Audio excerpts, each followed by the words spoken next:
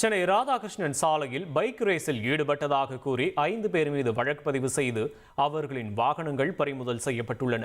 கூடுதல் விவரங்களை செய்தியாளர் சாலமன் வழங்க கேட்போம். சாலமன், வணக்கம். நீங்க விவரங்களை தொடரலாம்.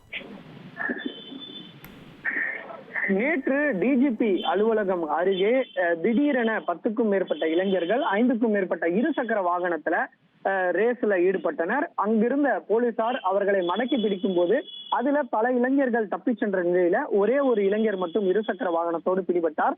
அவரை அழைத்து சென்று மெரினா போலீசார் தீவிரமாக விசாரணை மேற்கொண்டனர். அங்குள்ள வீடியோ காட்சிகளை பறிமுதல் செய்து அவரிடம் தீவிரமாக விசாரணை மேற்கொண்ட போது அவர் சேப்பாக்கம் பகுதியை சேர்ந்த பார்த்திபன் என்பதும் தெரிய வந்திருக்கிறது. அவரை வைத்து யார் யாரெல்லாம் இருக்கிறார்கள் என்பது தொடர்பாக விசாரணை மேற்கொண்டு அதுல மொத்தம் 5 பேரோட வாகனத்தை போலீசார் பறிமுதல் செய்து அதுல இந்த வாகன ரேஸ்ல ஈடுபட்ட 5 பேர் மீது மெரினா போக்குவரத்து புலனாய்வு பிரிவு போலீசார் வழக்கு பதிவு செய்து விசாரணை மேற்கொண்டு வருகின்றனர். இதுல வேறு யாரெல்லாம் இந்த பைக் ரேஸ்ல ஈடுபட்டார்கள் என்பது குறித்தான விசாரணையை போலீசார் தீவிரப்படுத்தி இருக்கிறார்கள்.